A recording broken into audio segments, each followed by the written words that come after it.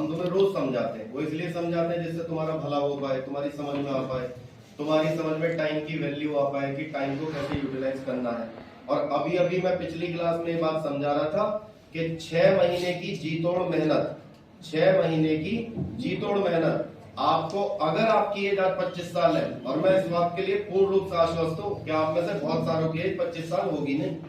कितने लोगों की एज 25 साल है यहाँ पे? किसी की भी नहीं होगी। बाकी आगे भाई साहब प्लीज और के बारे में ना बताएं, अपना अपना ध्यान रखें। मतलब कहने का ये है कि अगर 25 साल की एज तक आप अपनी सरकारी नौकरी ले लेते हैं और 60 साल की एज में आप रिटायर होते हैं जाकर के, तो सीधी नौकरी के वर्ष हो गए 35। कितने हो गए? 35। और 35 सालों में अभी अभी हमने जो है आपका वो निकाले थे महीने। पता है कितने महीने बैठते हैं? 420 महीने। कितने बैठते हैं? तो 6 महीने की जी तोड़ मेहनत से अगर 420 महीने की सैलरी घर आ रही है, यानी कि बिना वो भी किसी ज्यादा टेंशन के, टेंशन तो सब जगह ही है, वो तो आदमी जब तक आपका रहेगा इस दुनिया में टेंशन तो रहेंगी ही रहेंगी, लेकिन अगर 420 महीने की सैलरी मिल रही है तो कोई मैं समझता हूँ घाटे का सौदा नहीं। 6 महीने नौकरी कर लो।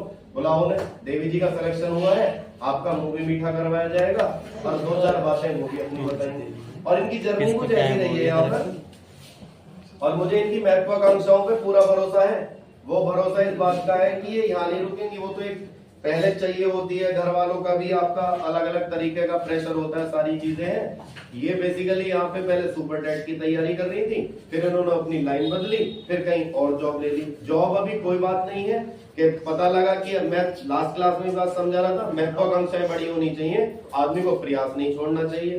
तो चलिए आपको अपना इंट्रो भी देंगे और थोड़ा सा आपके बारे में बताएंगे और थोड़ा सा आपकी खोपड़ी में कुछ घुस सके ऐसी बातें ठीक। वैसे तो मैं यहाँ पे सुपर टेट के लिए आई थी, लेकिन सुपर टेट के नहीं आया तो क्या हुआ? मैं इनको रोक करके एक बात बता दूं, सुपर टेट का आपको याद ही होगा, मैं भी अभी कुछ दिन पहले क्लास में बता रहा था, पहले उसमें बीएड वाले एलिजिबल थे और ये एकदम प्रॉमिसिंग कैंडिडेट थी कि अगर वो एग्जाम होता तो इनका सिलेक्शन होता, ये मुझे पता था। और भी हर क्लास में ऐसे बच्चे होते हैं जिनको टीचर निकाल करके बाहर खड़ा कर सकते हैं कि ये सबसे प्रॉमिसिंग स्टूडेंट है, और वो उसमें कोई पार्शियलिटी वाली बात या टीचर के लिए कुछ अलग से फेवर वाली बात कुछ नहीं होती है। वो बच्चों की मेहनत से दिखता है। हर क्लास में बच्चे जिस तरह से मेहनत करते हैं उससे पता लगता है कि भाई इस बच्चे का सिलेक्शन होने के चांसेस ज्यादा है, इसके थोड़े से अभी कम है। हालांकि वो मेहनत करेगा तो आने वाले टाइम में उसके भी चांस थोड़े से बढ़ जाएंगे। तो सुपर टेट का थोड़ा सा मामला इसलिए गड़बड़ा गया था इनका। जी प्लीज। मैं सुपर टेट के लिए आई, लेकिन सुपर टेट का टाइमिंग बढ़ता गया। फिर उसके बाद मैंने यहाँ से मतलब तैयारी करते करते यूपी टेट दोबारा दिया, यूपी टेट भी किया, फिर सी टेट दिया, वो मेरा क्लियर हुआ। मतलब एग्जाम में देती रहती थी। फिर उसके बाद मैंने यूपीएसआई दिया सर। अच्छा। मेरा यूपीएसआई में 0.68 से मैं फाइनल में रह चुकी थी। बताओ, उसी के साथ 0.68 से, यानी कि एक नंबर भी नहीं है ये 0.68। और ये 0.68 का जो दर्द है ना, कभी इनसे इत्मीनान में बैठो। हाँ मतलब जो एक आध मतलब किसी का सिलेक्शन 20 नंबर से नहीं हुआ उसे उतना दुख नहीं होता। ये जो 0.5 से 0.75 से 0.68 से या 1 नंबर से जो रहते हैं उनका दुख बहुत ज्यादा होता है। पर चलिए फिर भी आदमी ऐसी स्थिति में डिमोटिवेट होकर बैठ जाए तो ये तरीका है। एक दूसरा तरीका ये है भैया, आदमी फिर दोबारा से खुद को जो पुशअप करे और आपका जो है अगली किसी के लिए तैयारी कर रहे। तो मेरा यूपीएसआई और क्या नाम है एसएससी मतलब ये दोनों एक साथ चल रहा था। और मेरा मतलब फिजिकल भी 7 दिन 8 दिन का डिफरेंस था। मैंने पहले यूपीएसआई कर दिया सर, उसमें 2400 मीटर रनिंग थी, मैंने वो दी। उसके बाद पापा बोलने लगे जब तू 2400 दे कर सकती है तो 1600 भी दे गया। बिल्कुल सही बात है। कह रहे कि नहीं करनी कोई बात नहीं पर तू दे गया, क्योंकि कौन अच्छे मार्क्स थे लेकिन बाद में कटे तो उसकी वजह से रह गया। मैं फिर ये भी अपना फिजिकल दे के आ गई। उसके बाद मेरा यूपीएससी रहा। उसके बाद तो मेरी बहन को पता है इतना रोई, मैं यहाँ नहीं आना चाहती थी दोबारा मेरठ, पर फिर पापा रोने लगे। 3-4 दिन तक तो है ना होश भी नहीं रहा यूपीएसआई के, उसमें बहुत ही ज्यादा है। हाँ बिल्कुल, मैं तो खुद ही कह रहा हूँ भैया 0.68 से जो रहेगा उसका दर्द वही जानता है। फिर सर गांव में ये कह रहे तुम दरोगा बनने वाली थी, तुम रह गए। ये जो गांव की कहानियां भी आई है ना सामने, गांव में ये गाएंगे इन्हें। मतलब मैं बिल्कुल नहीं चाहता, हालांकि मैं भी संकीर्ण मानसिकता का नहीं हूँ कि तुम जो है कल को सिलेक्शन लेकर पड़ोसी के घर के आगे डीजे बजवाओ। मैं ये भी नहीं चाहता, लेकिन हाँ शोर मचाने की जरूरत है नहीं। और क्रिटिक्स हमेशा मिलेंगे, आलोचक हमेशा मिलेंगे, उन्हें जो जवाब देना है ना, शोर मचा के मत दो, डीजे बजा के मत दो, सिलेक्शन लो। और अगर वर्दी की जॉब मिल जाए तो भाई साहब जब ज्वाइनिंग के मतलब के जब आपको वर्दी मिल जाए तो वर्दी में अपना जो है उस दिन गाड़ी में, बाइक पे या किसी और चीज में मत जाइयो, पैदल पैदल जाइयो। वो वर्दी में इतने डीजे बजेंगे कि उनके कान जो है एक तरह से मतलब दिक्कत में आ जाएंगे। बात समझ आ रही है? ये स्पेशली उनके लिए है जो मतलब आपका किसी के साथ कुछ गलत हो गया है और जब वहां पे ये कहते हैं कि हाँ ये इनका जी ये बनेंगे, ऐसा है। लड़कियों के साथ ये अक्सर बात है। थोड़ा सा बताओ गाँव का एक्सपीरियंस। तो मैं मतलब जब पापा भी मेरे सबसे ज्यादा मतलब पापा बहुत ज्यादा हमारे तीनों बहन से बहुत ज्यादा प्यार करते हैं। वो रोने लगे, मेरी बहन कहने लगी कि क्या चाहती है, पापा रोते रहे। पापा ने मेरी बहन से बोले कि एक काम कर, इसको मेरे दे दे, यहाँ रहेगी तो गाँव तो कोई ना कोई क्या बोलते थे, पढ़ने में अच्छी है, अच्छा फिजिकल में होगा। हाँ अलग अलग तरीके जितने भी थे सब घर पे आ गया करें, आज तुम्हारी बेटी इधर होगा। ये इनकी सिस्टर है, मतलब इनके पापा की हिम्मत देखो कि तीनों बहनों को साथ पढ़ने भेजा यहाँ पे, ये भी छोटी बात नहीं है। और आज की डेट में स्थितियां ये है, तुमने ज्यादातर जगह देखा होगा कि आजकल मतलब मम्मी और पापा हालांकि सब भलाई चाहते हैं, लेकिन इतनी भी स्वतंत्रता देना बहुत लोगों के लिए संभव नहीं हो पाता, चाहे कारण कुछ भी रहे हो, वो अपने बच्चों को नहीं भेज पाते या कुछ और बात हो, जो भी बात हो। फिर मैं ये कहने लगी कि तू पापा को देखे बात, मतलब मेरे पापा मुझे देखा कि इतनी टेंशन में है, तो मैंने फिर मेरठ यहाँ पे आई। यहाँ तो मुझे इतना मोटिवेशन मिलता था, बड़े सर तो इतना ज्यादा, सुबह वाले क्लास में साइकोलॉजी वाले में बहुत ज्यादा, फिर सर तो मोटिवेट करते ही करते हैं बहुत ज्यादा। और सर की हिंदी की वजह से मेरे एसएससी में पूरे 25 मार्क्स हैं। कमाल कर दिया। और मैं सच में आज की हिंदी की अच्छी खासी है सर। तो मेरी नौकरी तो खतरे में नहीं है। फिर उसके बाद मैं सर हमने एक बार किसी को नहीं बताया था कि इनका आज भी नहीं पता कि मैं ट्रेनिंग करके गाँव आ चुकी हूँ। अरे वाह, अभी सर बता क्यों उसका भी बहुत बढ़िया। मैं फोर्स की जॉब नहीं करना चाहती थी। मैं यहाँ पे मतलब मेरे पापा बोलते थे कि ना मुझे टीचर बनाना ही चाहते हो। तो मेरा फर्स्ट टाइम जब मैंने यूपी पुलिस का दिया तो मुझसे फिजिकल कभी नहीं निकलता था। सब बोलते थे इसके बस की फिजिकल रखा है। तो मैंने अपना यूपीएसआई का फिजिकल यही तैयार किया था। यूपीएसआई का मेरा भाई नहीं रहता है सर, तो कहने लगा मुझे पढ़ना है, मैंने तो कहाँ से पढ़ना है, कह रहा बाकी तो सब मैं दे दूंगा, खर्चा पानी जो भी होगा सब करूंगा, पढ़ना है तो मेरा भाई दोनों बहन को लेकर आ रही थी। तो मैंने उसने मेरी फिर यहाँ रनिंग की तैयारी कराई।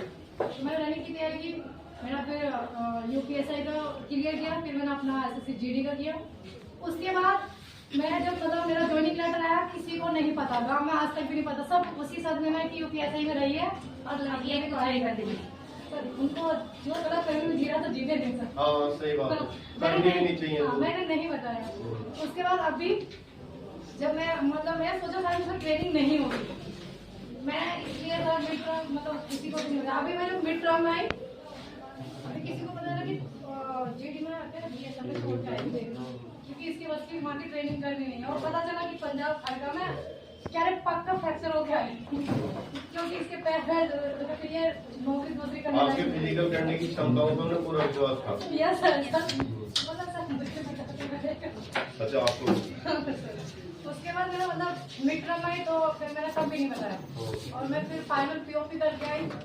तब भी सबको लगता है कि मैं अभी पढ़ाई ही कर रही हूँ और आज मैं अभी मेरी जो मतलब पोस्टिंग हो चुकी है, लेकिन मेरी सीएल बची हुई थी तो मैं अपनी सीएल बढ़िया पक्की बात, पूरा फायदा उठाओ। तो 0.68 वाली बात है ना यूपीएसआई वाली, इसे ध्यान में रखो। ये झटका सब नहीं झेल सकते। आदमी ने मेहनत करी हो और फाइनल मेरिट में 0.68 से रह गया हो, तो आधे तो ऐसे भी होंगे कि कमरे में बंद कर लेंगे, दोबारा किताबों की तरफ भी नहीं देखेंगे।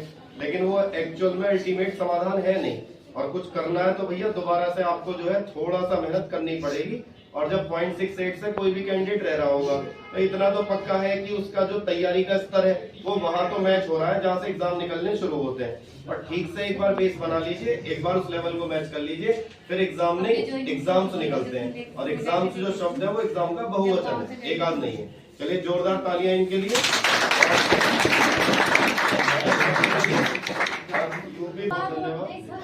मुझे एक बात और बताइए, मैं यहाँ पे सच में इतना मोटिवेट हुई, मैं शायद अपने घर पे या अपने गांव में रहती तो शायद मैं नहीं कुछ जॉब ले पाती। यही सोच रही थी शायद गांव के साइड बोलते हैं कि मुझसे फिजिकल नहीं होगा। उसके बाद मैं मतलब तैयारी की। मैं जिस दिन अपनी मतलब ज्वाइनिंग की अपना मतलब पंजाब में, उससे एक दिन पहले मैंने अपनी बहन को, छोटे वाली को यहाँ पे भेज दिया था।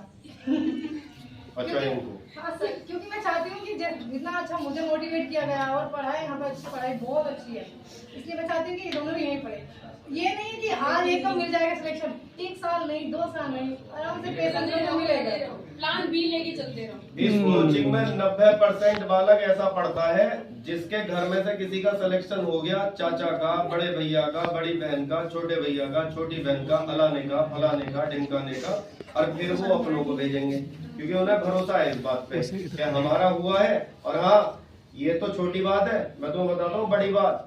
यहाँ पे बच्चे ऐसे भी आते हैं जिनका किसी वजह से सिलेक्शन ना हुआ हो, 1% ना हुआ हो, वो दोबारा भी तैयारी करने अगर यहाँ आ रहे हैं ना, तो उन्हें यहाँ पे भरोसा है, इसलिए आते हैं। और नहीं तो सिलेक्शन किसी का ना हो, 1 मिनट में आदमी नेगेटिव होकर बैठ जाएगा कि भैया पढ़ाते नहीं है, या कुछ भी नहीं करते, या मेहनत नहीं करते, या फॉर्मेलिटी करते, वो क्यों आएगा दोबारा। लेकिन अगर सिलेक्शन ना होने के बाद भी बच्चा यहाँ आ रहा है तो ये हमारी बहुत बड़ी जीत मानते हैं हम अपनी से। सिलेक्शन की तो टेंशन ही मत लो, 2006 से शायद हजारों की संख्या में हो चुके हैं सिलेक्शन, आगे भी होते रहेंगे, तुम ठीक से मेहनत करते रहोगे।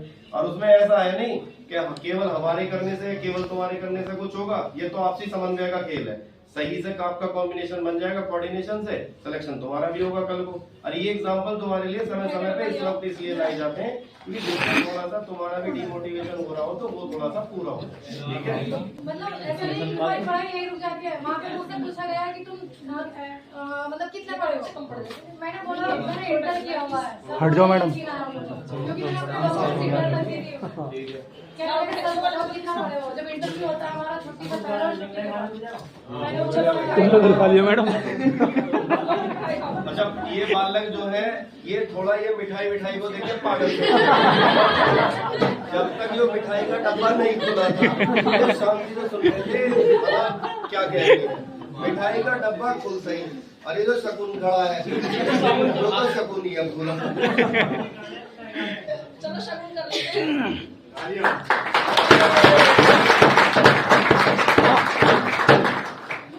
ईश्वर करे जल्दी आपका मौका आए यहाँ आने का, आप लोगों के लिए भी।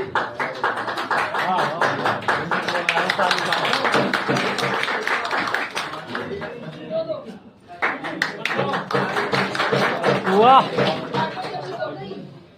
तो अब की भर्ती में कौन कौन ऐसे हैं जो ये मिठाई का डब्बा लेकर आएंगे? आधे तो इस चक्कर में हाथ डालने मिठाई का डब्बा।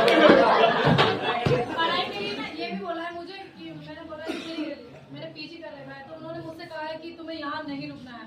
बॉर्डर पर टाइमिंग है 6 घंटे की, जो हमें बॉर्डर मिला हुआ है वो इतना मतलब शांत है काफी, क्योंकि पूरे दिन कौन आ रहे थे। हाँ, जब आएगा तो बता जाएंगे हम आ रहे हैं। बहुत सारी वीडियो भी बनी ना, एक अच्छा। दूसरे को सेट पे आते नहीं, हैं सही। तो बोला गया कि अपनी मैं बुक लेके आऊँ ताकि मैं अपनी पढ़ाई कर सकूं। देखो, जो पढ़ने वाले बच्चे हैं उनके लिए अवसर हमेशा खुले रहेंगे, वो तुम पे डिपेंड करेगा। उनको लगता है कि मतलब मैं इस जॉब के लिए नहीं हूँ, मतलब मैं आ गई हूँ लड़कियों की मजबूरी रही नहीं हो ही नहीं हो, तुम्हारी क्षमताओं को देखते हुए हम भी इस बात को पूर्ण आश्वस्त होकर कह रहे हैं कि आपकी जो है वो फाइनल डेस्टिनेशन है नहीं, कहीं और ही पहुंचना है। करते रहिए मेहनत, चलिए बढ़िया।